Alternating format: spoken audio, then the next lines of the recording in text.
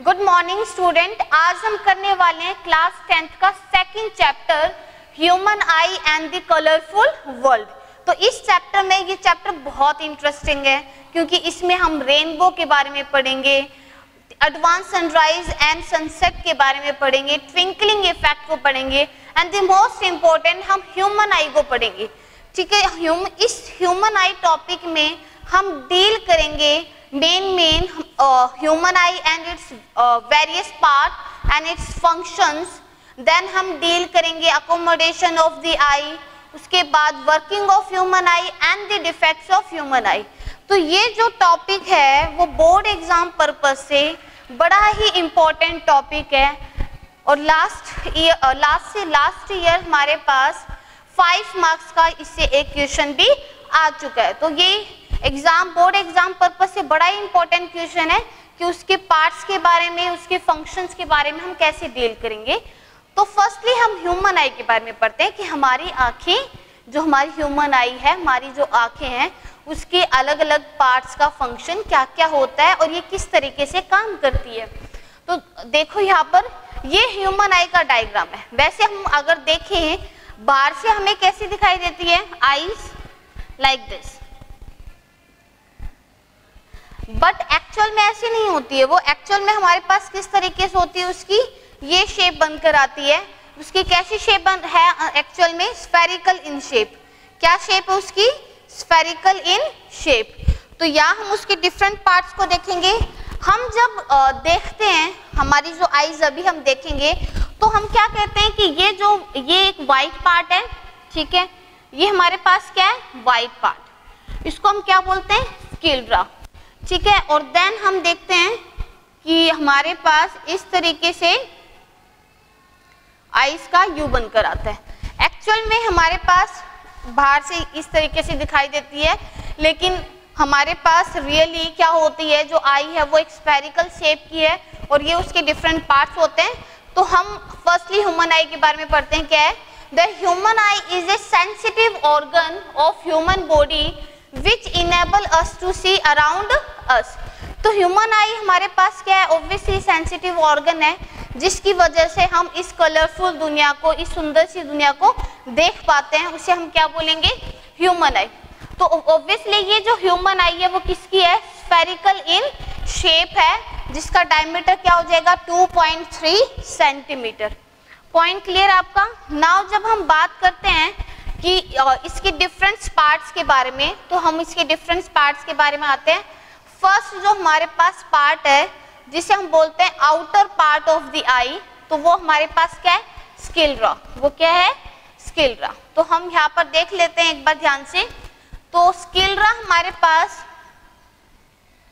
White of the आई बोलते हैं। हमारा आई का जो ये सफेद वाला जो हिस्सा होता है इसे हम क्या बोलते हैं, स्क्लेरा। ये हमारे पास व्हाइट ओपेक, हमारे पास क्या होती है, white opaque and protective membrane होती है, प्रोटेक्टिव मेम्ब्रेन होती है, ठीक है। अब जो स्क्लेरा होती है, जो व्हाइट ऑफ द आई है, तो ऑब्वियसली ये एक ओपेक है, इसका मतलब लाइट इसके अंदर से पास नहीं हो सकती है। तो ये सिर्फ लाइट पास करने के लिए नहीं होता, स्क्लेरेटिक लेयर जो हमारी होती है ये हमें बचाती है कि इसका फंक्शन क्या है कि कुछ शॉक्स या कुछ इंजरी की वजह से या जो डैमेज ना हो उसके लिए हमारे पास क्या है, ये बचाती है हमें। उसका मेन फंक्शन यही है कि शॉक से और इंजरी से प्रोटेक्ट करती है। तो ये white opaque and protective membrane है, इसका मतलब यहाँ इसके अंदर से लाइट पास नहीं हो सकती। और ये जो इसको हम नॉर्मली लैंग्वेज में बोल देते हैं व्हाइट ऑफ द आई, कि आई का जो ये व्हाइट वाला पार्ट होता है इसे हम क्या बोलते हैं, स्क्लेरा। स्क्लेरा के बाद हमारे पास क्या आती है, कॉर्निया। स्क्लेरा के बाद हमारे पास क्या आती है भाई, कॉर्निया आती है। तो कॉर्निया की अगर मैं बात करूं तो ये हमारे पास एक ट्रांसपेरेंट लेयर होती है in front of the I. In front obviously white वाले पार्ट से ऊपर भी एक ट्रांसपेरेंट लेयर होती है जहां से most of the refraction takes place, ठीक है। Most of the refraction take place through the cornea, through the cornea. तो यहाँ हमने क्या कहा कि हमारी जो कॉर्निया है ये ट्रांसपेरेंट लेयर होती है जो अलाउ करती है लाइट को to enter the eye, to enter the eye. तो इसके फंक्शन की बात करें, फर्स्टली हमने क्या कहा कि एक ट्रांसपेरेंट लेयर होती है जो हमारी लाइट को अलाउ करती है कि उसके अंदर से पास हो सके, ठीक है।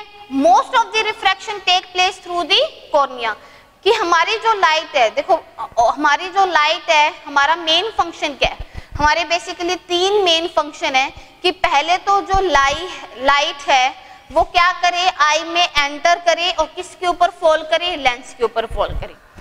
फिर लेंस का काम क्या है कि उस लाइट को बेंड करके एक पॉइंट पर क्या कर दे, कन्वर्ज कर दे ताकि इमेज बनकर आए, और वो कहाँ कन्वर्ज करता है, रेटिना पे, और देन हमारे पास क्या बनकर आती है, इमेज। तो यही सिंपल सी अगर मैं बोलूं कि इसकी पूरी ह्यूमन आई का क्या फंक्शन है कि लाइट उसके अंदर से पास हो, लेंस के ऊपर गिरे, लेंस उस लाइट को बेंड करके उसकी इमेज फॉर्म करे रेटिना पे।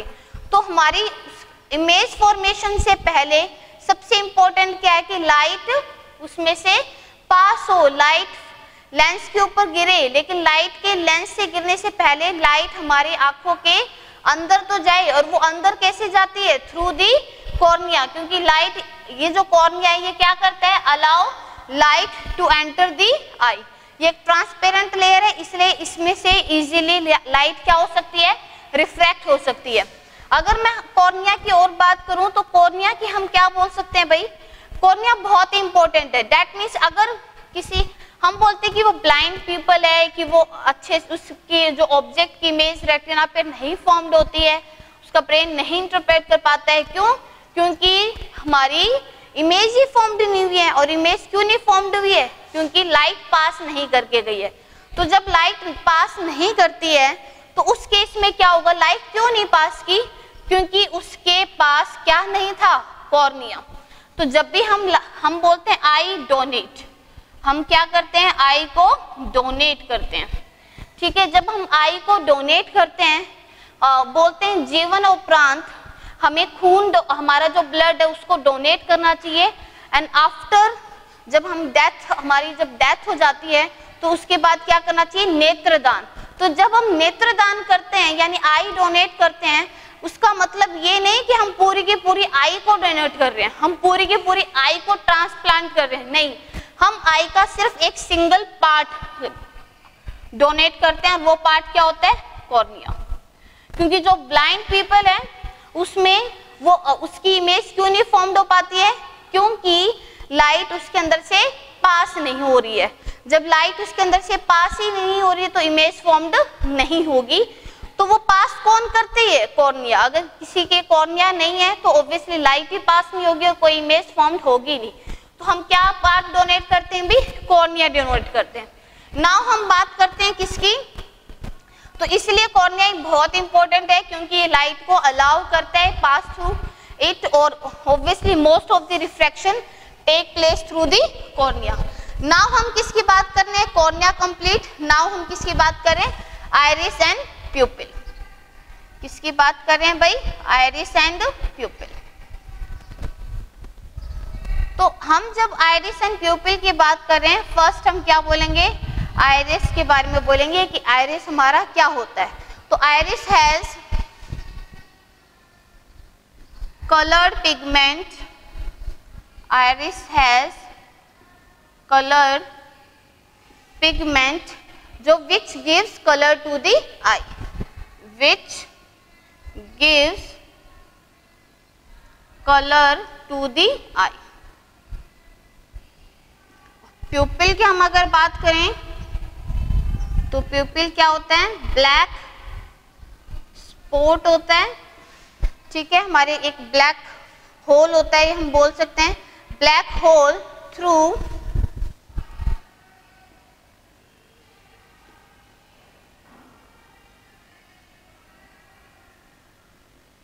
black hole through light enter the eye.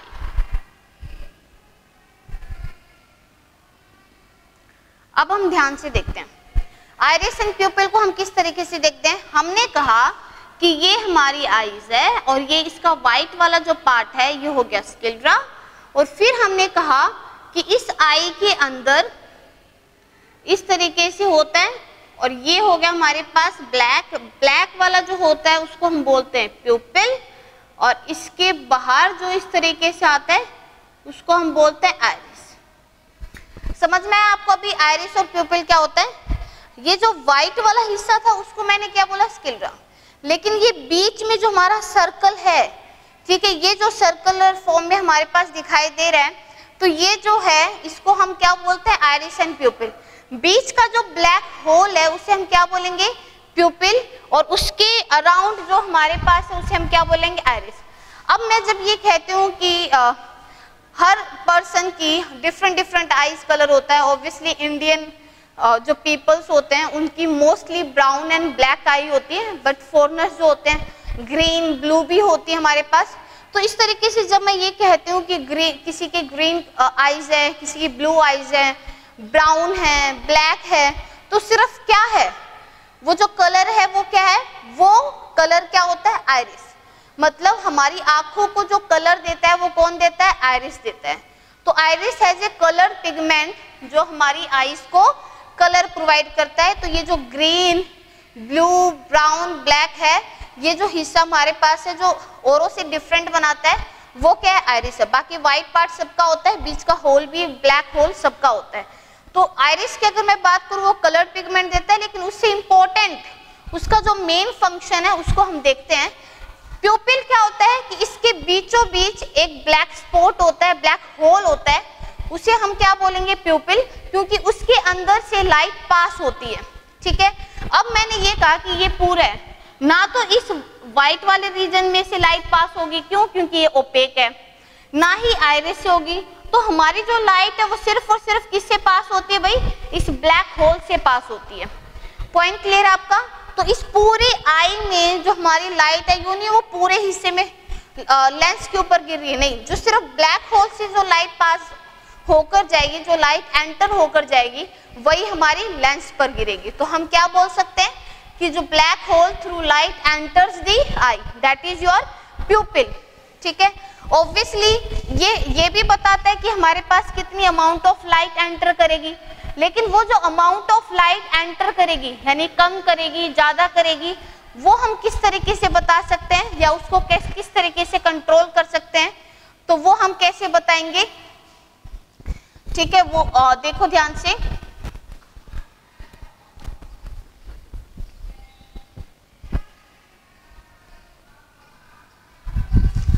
कि इस तरीके से हमारी एक हॉल है और ये हमारे पास है।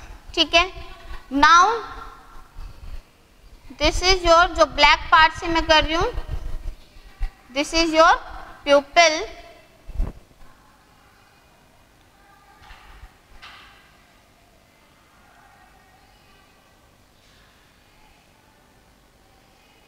ठीक है, ये आपका प्यूपिल है, ये भी आपका प्यूपिल है, और ये आपका आइरिस है।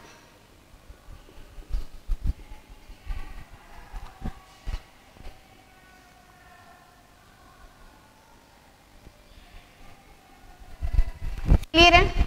यहां हम अगर देखेंगे तो ये हमारे पास है dim light,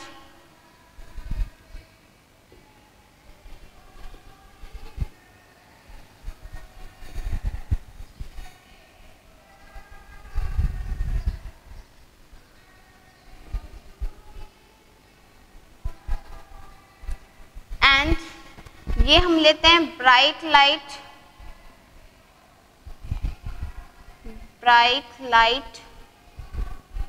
less amount of most amount of light, less amount of light pass through it. आप इसको ध्यान से देखो, आप इसको किस तरीके से देख सकते हो। आपने एक टॉर्च ली, ठीक है, टॉर्च के सामने, आप एक मिरर के सामने खड़े हो गए और देन उस टॉर्च से आपने अपनी आईज के ऊपर डाला, ठीक है। 2-3 बार ये करके देख लेना, ज़्यादा इसको मत करना, आपकी आईज को नुकसान हो जाएगा। लेकिन आप इसको देख सकते हो किस तरीके से कि प्यूपिल और आइरिस का क्या फंक्शन होता है। मेन प्यूपिल का मेन फंक्शन क्या है कि प्यूपिल क्या करता है, लाइट को अपने अंदर से पास होने देता है, पॉइंट क्लियर है।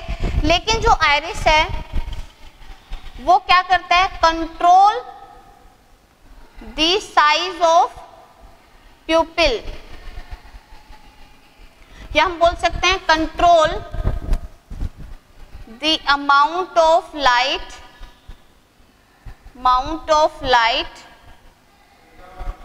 passing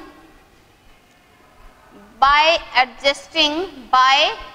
adjusting the size of pupil, ठीक है।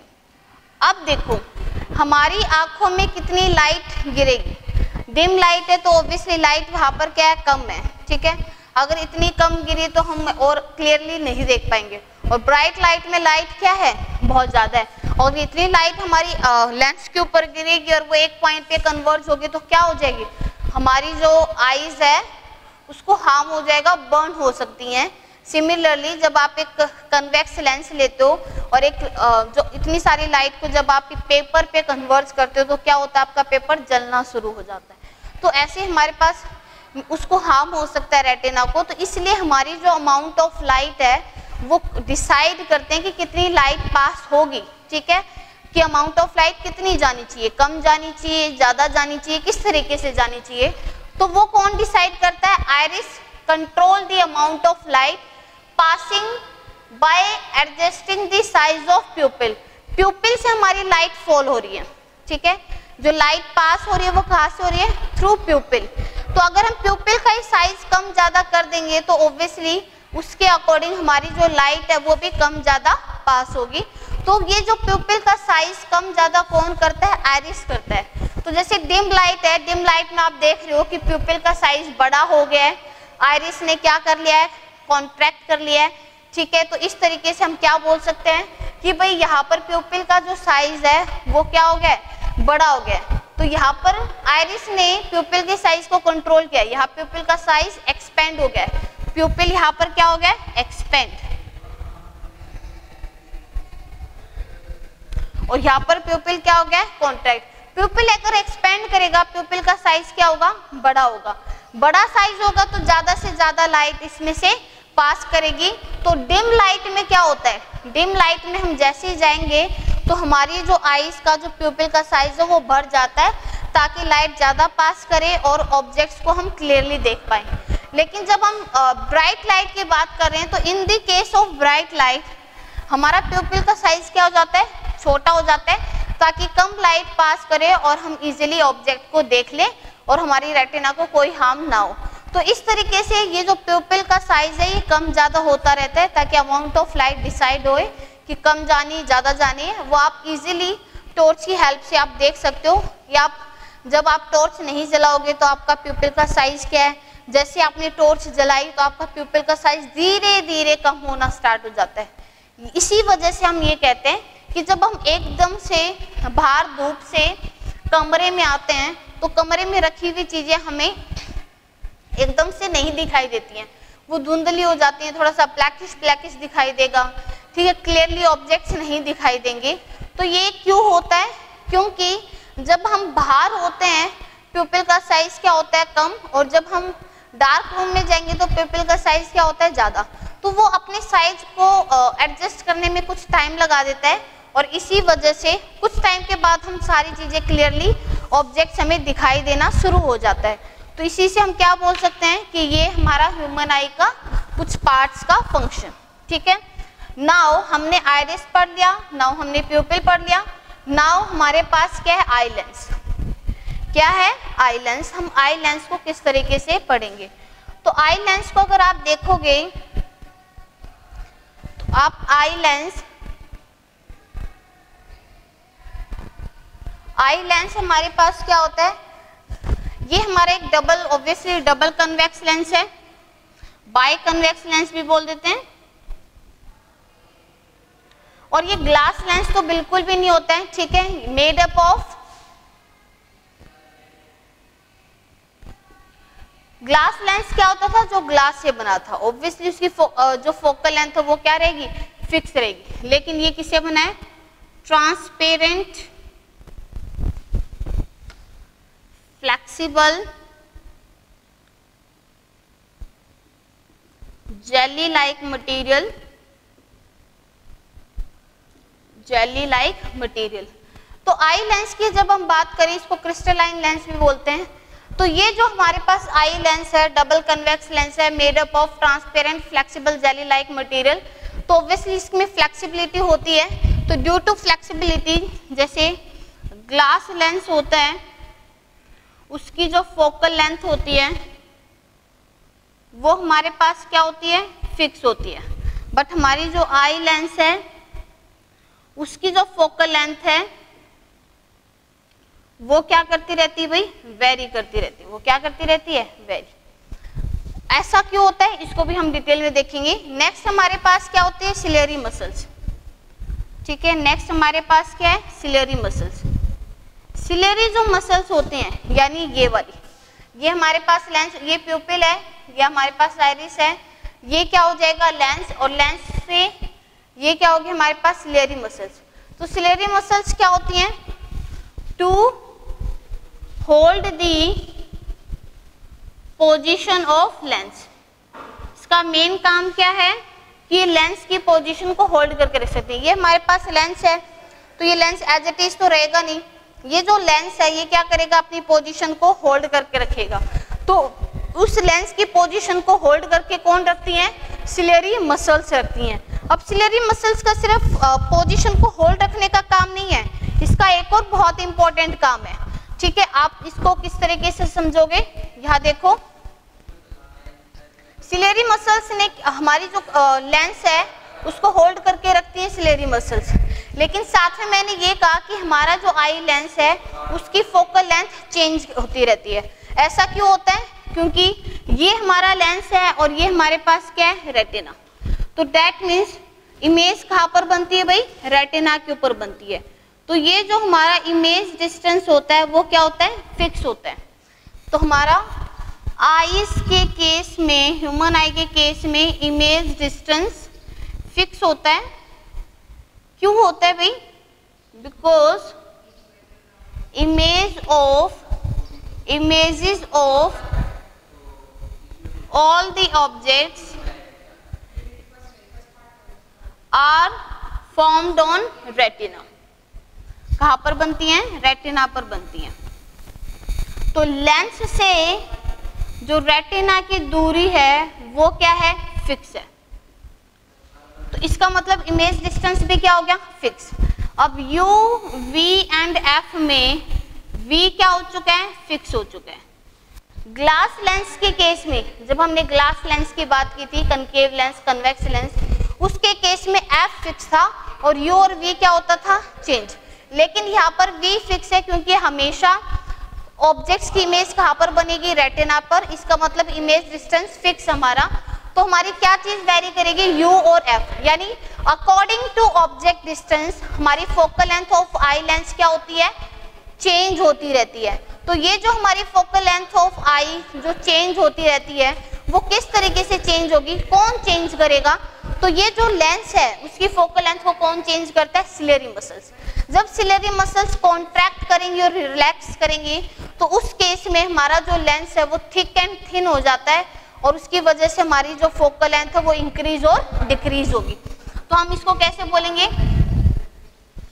ठीक है। यहाँ देखो, अब हमारा ऑब्जेक्ट क्या है, इन्फिनाइट है।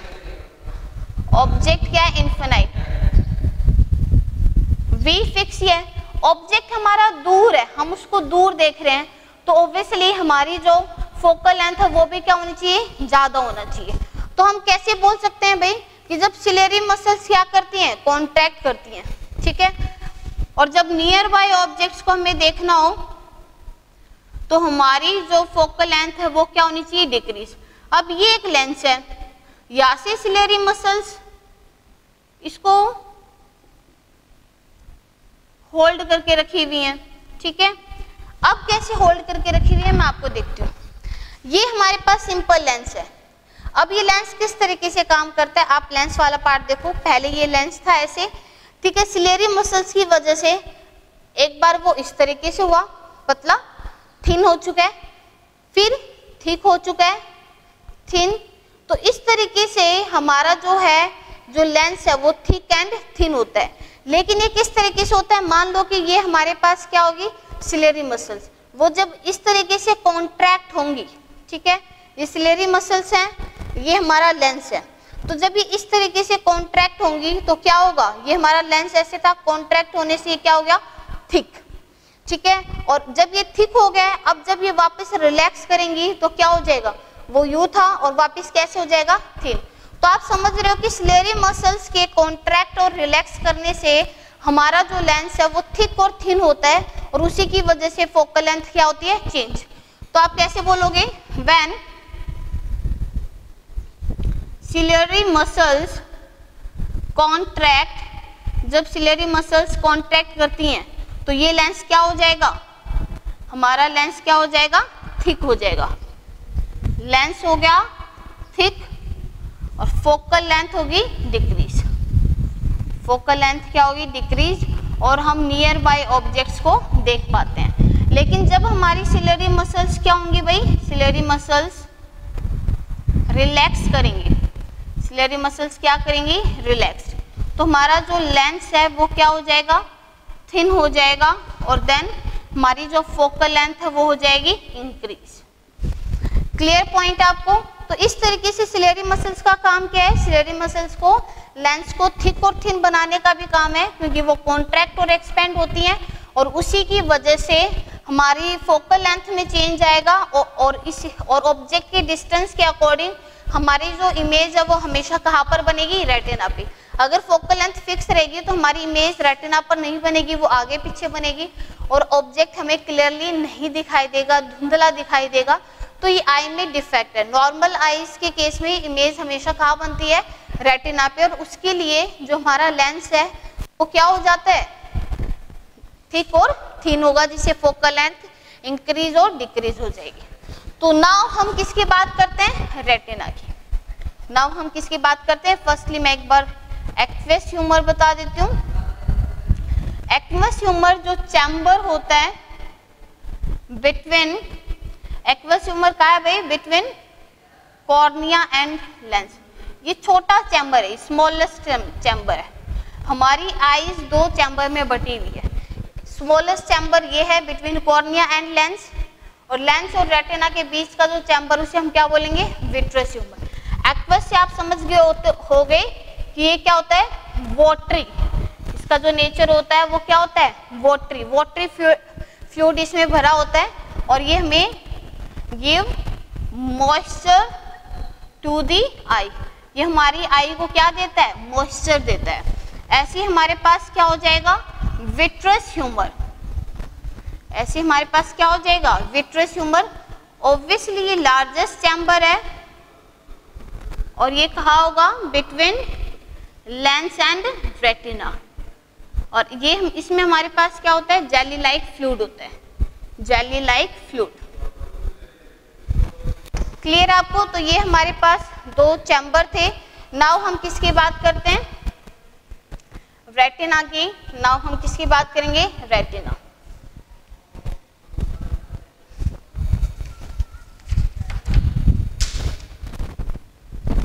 रेटिना की अगर मैं बात करूं, image of object are formed, image of object are formed on the, images of object are formed on the retina. It act as a screen of eye. इसकी दो रिसेप्टर्स होते हैं भाई, ये सेंसिटिव सेल सेंसिटिव स्क्रीन होती है, इसकी दो रिसेप्टर्स होते हैं,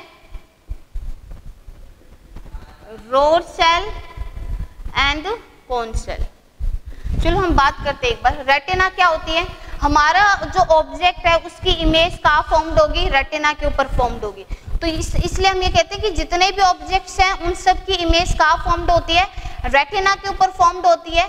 और ये हमारी जो रेटिना के ऊपर इमेज जो फॉर्म्ड होगी ये किस तरीके से काम करेगी, जैसे लेंस जब हम रखते थे और हमारी इमेज कहाँ फॉर्म्ड होती थी, स्क्रीन पे इमेज फॉर्म्ड होती थी, ऐसे ही सेम सिमिलरली हमारी जो आंखों का स्क्रीन की तरह काम कौन करता है, रेटिना काम करती है। तो अब मैं जब ये कह रही हूँ कि ये इमेज फॉर्म करती है कहाँ पर, रेटिना पे, तो जब हम ऑब्जेक्ट्स को देखते हैं तो हम उस ऑब्जेक्ट्स की डिटेल देखते हैं, ठीक है, उसकी शेप, साइज, सब डिटेलिंग देखते हैं, उसकी कलर देखते हैं कि भाई हाँ ये रेड कलर है, ये ब्लैक कलर है, ये ब्लू कलर है। तो ये हमारे पास क्या होते हैं, due to presence of rod cell and cone cell. तो ये हमारे सेल सेंसिटिव रिसेप्टर्स होते हैं, ठीक है, लाइट सेंसिटिव रिसेप्टर्स होते हैं, rod cell and cone cell. Rod cell और कोन सेल इनका नाम क्यों दिया गया है, rod cell and cone cell, क्योंकि जब हम अंडर हाई मैग्निफिकेशन इसको देखते हैं ना तो इसकी शेप कुछ इस तरीके से ही निकल कर आती है। जो रोड सेल और कोन सेल की जो शेप है अंडर हाई मैग्निफिकेशन इसी तरीके से निकल कर आती है कि ये रोड जैसा दिखता है और ये कोन जैसे दिखते हैं, इसीलिए हम इसको रोड सेल और कोन सेल बोल देते हैं। तो हमारे पास 100 मिलियन रोड सेल होते हैं और 10 मिलियन कोन सेल। तो अब यहाँ पर देखो हमारे पास रोड सेल क्या होता है। तो जब हम रोड सेल की बात करते हैं कि रोड सेल क्या होता है, तो रोड सेल काम करते हैं डिम लाइट में। रोड सेल क्या होते हैं, विच enables us to see in dim light, which enable us to see in dim light। ये हमारे पास क्या हो जाएगा, रोड सेल। और नॉक्टर्नल एनिमल्स जो होते हैं, देखो अब दो टाइप्स हैं, रोड सेल और कोन सेल। रोड सेल वो सेल होते हैं जिनकी वजह से हम रात को देख पाते हैं। क्लियर है ये चीज, रात को हम देख पाते हैं due to presence of rod cell. तो इसलिए ये जो रोड सेल हैं ये हमें ये डिम लाइट में काम करते हैं, ठीक है, यानी इनकी वजह से हम डिम लाइट में यानी नाइट में इजीली हम देख पाते हैं। जो नॉक्टर्नल एनिमल्स होते हैं, नॉक्टर्नल एनिमल्स जो होते हैं, जो रात को, जो जिनको निशाचर बोलते हैं, जो रात को घूमते हैं, ठीक है, रात को अपना शिकार करते हैं, जो रात को एक्टिव होते हैं दिन के कंपैरेटिवली, जैसे उल्लू हुआ, ठीक है, बिल्ली भी रात को उसको ज़्यादा दिखाई देता है, बैट हुआ, या कुछ भी जो नॉक्टर्नल एनिमल्स होते हैं जो रात को ज़्यादा एक्टिव होते हैं, वो रात को इजीली देख पाते हैं क्योंकि उनके अंदर रोड सेल की जो अमाउंट ऑफ जो रोड सेल होते हैं वो क्या होते हैं, कोन सेल से ज़्यादा होते हैं। इस वजह से वो क्या होते हैं, इजीली रात को देख पाते हैं। लेकिन जो कोन सेल होते हैं, हम कोन सेल की बात करें तो कोन सेल हमारे पास क्या होते हैं, कोन सेल वो होते हैं जिसकी वजह से हम ब्राइट लाइट में देख पाते हैं, जिसकी वजह से हम किस में दिखाई देते हैं, ब्राइट लाइट में दिखाई देते हैं। ये जो ब्राइट लाइट में हमारे पास दिखाई देते हैं, और मेनली हम इसकी बात करें तो हमारे पास क्या होता है कोन सेल कि हम जो हम कलर्स जो देख पाते हैं एंड जो डिटेल्स जो इजीली देख पाते हैं वो किसकी वजह से देख पाते हैं, कोन सेल से। सी से कोन सेल, सी से कलर, इजीली आप समझ जाओगे। इसका मतलब हम दिन में ये ब्राइट लाइट में काम करते हैं और इन कोन सेल की वजह से हम इजीली सारी डिटेलिंग एंड उसके कलर को देख पाते हैं। पॉइंट क्लियर आप? इसी वजह से जो ह्यूमन है वो रात को इजीली सबकी डिटेलिंग देख पाता है, कलर भी देख पाता है। लेकिन नाइट टाइम पे आप कलर देख सकते हो नहीं, कि जो इंसान आ रहा है रात को उसने किस कलर के कपड़े पहन रखे हों, अगर वहाँ पर डिम लाइट है, कोई टॉर्च या कोई स्ट्रीट लाइट नहीं है तो हम नहीं देख पाते हैं। क्यों? क्योंकि उस टाइम पे हम due to rod cell dim light में उस इंसान को देख लेते हैं, लेकिन प्रेजेंस ऑफ यहाँ पर कोन सेल सिर्फ ब्राइट लाइट में काम करते हैं, डिम लाइट में काम नहीं करते हैं। तो उस टाइम पर हम उसके कलर्स को और उसकी डिटेलिंग को नहीं देख पाते हैं। हम जो कलर देख पाते हैं, क्यों देख पाते हैं?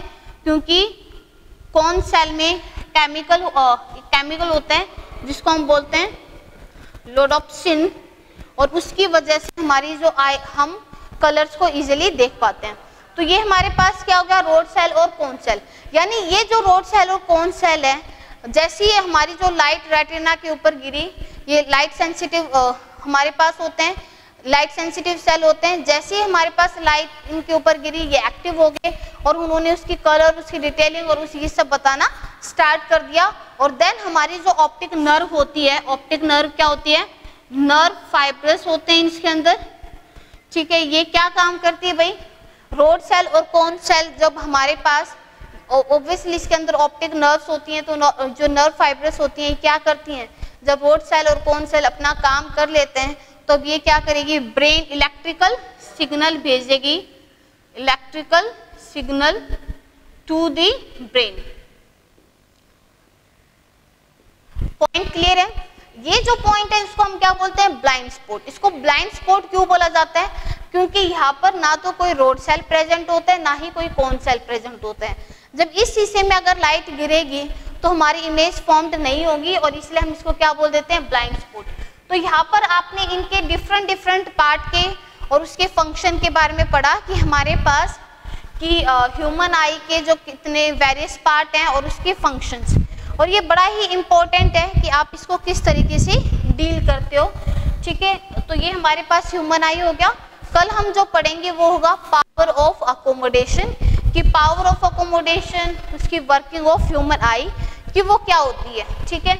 बेसिकली आपको पावर ऑफ अकोमोडेशन या अकोमोडेशन ऑफ आई तो पता चल ही गया होगा, ठीक है। वो क्या होती है हमारे पास कि हमारा जो लेंस है वो अपनी फोकल लेंथ को वेरी करता है और उसी वेरिएशन की वजह से हम इजीली जो ऑब्जेक्ट है वो अपनी इमेज को फॉर्म कर लेता है। इमेज फॉर्म हो जाती है according to object distance on the retina. तो इसके बारे में कल डिटेलिंग में पढ़ेंगे। आज इसके बारे में अच्छे से नोट्स बना के इस ह्यूमन आई के चैप्टर के एक एक पार्ट्स के फंक्शंस की डिटेलिंग लिखनी है और उसको प्रॉपर नोट्स बनाना है और देन इसका रिवाइज करना है। Okay, thank you.